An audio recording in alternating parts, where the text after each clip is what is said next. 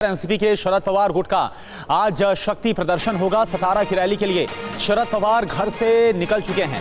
सियासी गुरु बी चौहान के स्मृति स्थल पर फूल चढ़ाएंगे शरद पवार। तस्वीर हम आपको दिखा रहे हैं। एनसीपी शरद पवार गुट के सभी विधायक और सांसद भी उनके साथ मौजूद हैं।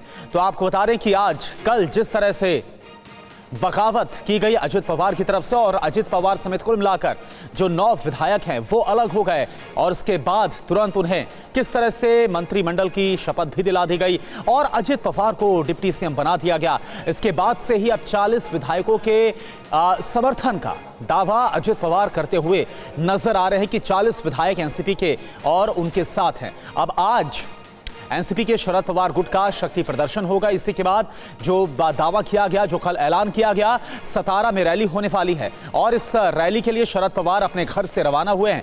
तस्वीर हम आपको दिखा रहे हैं।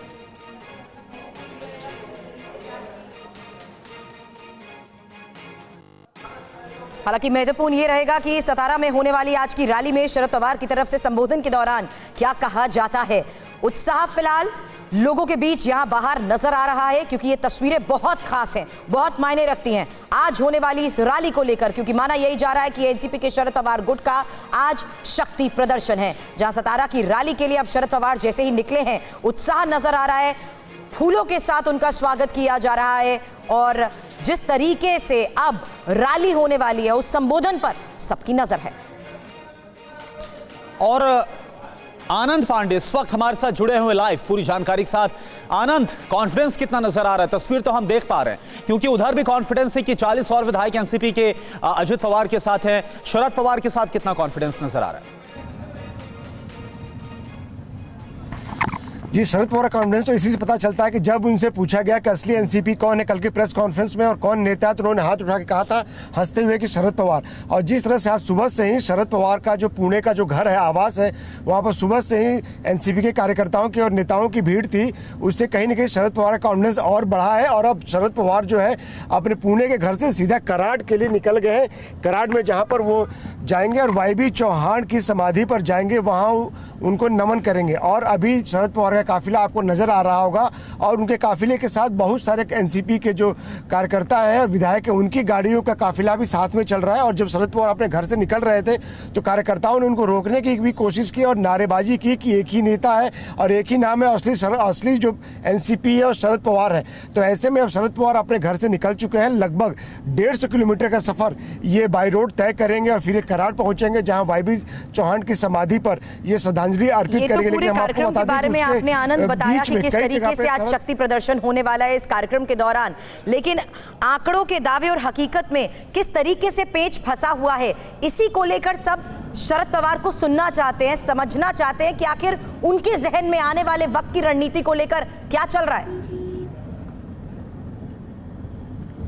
जी बिल्कुल, और इसीलिए शरद पवार से जब पूछा गया और बाद में अभी रोहित पवार से पूछा गया, जो कि विधायक भी हैं और शरद पवार के पोते भी हैं, तो उन्होंने कहा कि 2-3 दिन में आपको पता चल जाएगा कि आंकड़े किसके पास है और विधायक किसके पास कितने हैं। तो जाहिर तौर पर शरद पवार ने जो बात कही थी, इमोशनल कार्ड खेलने की कोशिश की थी। उन्होंने कहा था कि अब मैं सीधा जनता के बीच में जाऊँगा और उसकी उन्होंने शुरुआत आज कर दी है। जनता के बीच वो जा रहे हैं, कार्यकर्ताओं के बीच जा रहे हैं, वो सड़क पर उतर चुके हैं और इमोशनल कार्ड के साथ साथ वो जनता को ये भी बताना चाहते हैं, सिंपैथी भी लेना चाहते हैं कि मेरी पार्टी में पहले भी कई बार ऐसी बगावत की कोशिश हुई है और हर बार मैंने उस बगावत को पार किया है उसको, और उसके बाद आज भी एनसीपी उसी तरह खड़ी है और इसके पीछे कहीं ना कहीं एनसीपी के जो कार्यकर्ता है और जो आम जनता है उसका समर्थन है, वो उसकी बड़ी वजह है। और यही वजह है कि शरद पवार अभी सड़क पर उतर चुके हैं और उनके साथ और बागियों के खिलाफ एक्शन को लेकर क्या रुख है? एक लंबा काफिला भी कराड़ जा रहा है। जी, उन्होंने इसका भी अभी कोई जवाब नहीं दिया, लेकिन इतना जरूर है कि ये बताया गया कि नोटिस भेजा गया, लेकिन अब उसको लेकर भी क्लैरिटी नहीं है, क्योंकि जैसा कि शरद पवार ने कहा था कि अभी कई नेता थे जिन्होंने कल के शपथ ग्रहण के बाद भी शरद पवार से संपर्क किया था कि वो वापस आना चाहते हैं। तो ऐसे में शरद पवार पहले ये जान लेना चाहते हैं कि वाकई कौन नेता वहां रहना चाहता है और कौन वापस आना चाहता है। तो ऐसे में वो चाहते हैं कि पर मौका मिले, 2-3 दिन का उनको सोचने का मौका मिले, हो सकता है कि भूल का एहसास हो और कुछ नेता इनके पास वापस चले हैं, इसलिए बैक चैनल बातचीत भी की जा रही उन नेताओं से जो वहां पर। लेकिन देखिए आनंद, एक सच्चाई तो यह भी है कि छगन भुजबल का नाम हो या फिर दिलीप वलसे पाटिल का, ये वो नेता है जो कि शरद पवार के बेहद करीब माने जाते थे, लेकिन कैसे वो सभी अजित पवार के साथ चले गए। हालांकि शरद पवार ये कॉन्फ्रेंस दिखा रहे हैं कि अब भी वो मजबूत हैं। क्या वाकई में ऐसी स्थिति है या फिर ये दिखाने की कोशिश की जा रही है और पार्टी अंदर से कमजोर हो सकती है, बड़ी और फूट हो सकती है, जो अजित पवार दावा कर रहे हैं? जी बिल्कुल, पार्टी कमजोर हो सकती है और ऐसे में जब बड़े नेता आपके जाते हैं, छगन भुजबल जो कि इतने पुराने नेता हैं, ओबीसी के बड़े नेता हैं, शरद पवार के बेहद करीबी रहे हैं, इसके साथ साथ अगर अजित पवार जाते हैं जो कि एनसीपी की बैकबोन माना जाता है, संगठन की अगर हम बात करें तो इसके अलावा प्रफुल्ल पटेल अगर जाते हैं तो कहीं ना कहीं इससे पार्टी जरूर कमजोर होती है। लेकिन शरद पवार ने अभी तक अपना एक चेहरा जो है कॉन्फिडेंट चेहरा बना के रखा है।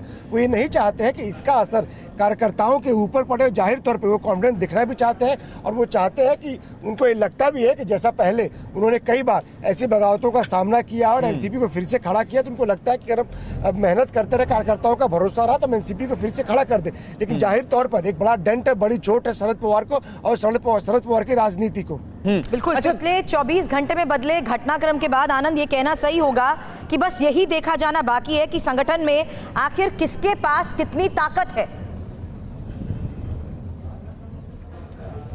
जी बिल्कुल, हालांकि अब अगर हम नेता की बात करें तो कार्यकर्ताओं का सेंटीमेंट अभी भी भले शरद पवार के साथ है, लेकिन जिस तरह से अजीत पवार ने लंबे समय से संगठन पे काम किया है, तो ऐसे में कार्यकर्ताओं के बीच और खासतौर से विधायकों के बीच जाहिर तौर पे अजीत पवार की पकड़ ज्यादा मजबूत है। क्योंकि अगर आप टिकट देने की बात करें, किसी को कोई पद देने की बात करें, तो उसमें बताया जाता है कि संगठन में अजीत पवार की ही चलती थी और अजीत पवार जिसका नाम ओके कर देते थे, शरद पवार भी उसके नाम पर मुहर लगाते थे। तो ऐसे में अगर एनसीपी के बड़े नेता है, विधायक है, अगर वो राजनीति में बड़े पदों पर है, तो उसके पीछे कहीं ना कहीं वो अजीत पवार का उसमें योगदान मानते हैं। रोहित पवार जो कि शरद पवार के पोते भी हैं, विधायक भी, उन्होंने खुद कहा कि मेरी अजीत दादा ने बहुत व्यक्तिगत तौर पर बड़ी मदद की है, मैं उनका आदर करता रहूंगा, वो भले किसी भी पार्टी में रहे, कहीं भी रहे। तो ये बताता है कि अजीत पवार ने न सिर्फ अपने एनसीपी के नेताओं की बल्कि दूसरे दलों के नेताओं की, कार्यकर्ताओं की भी जब जरूरत पड़ी तो मदद की है।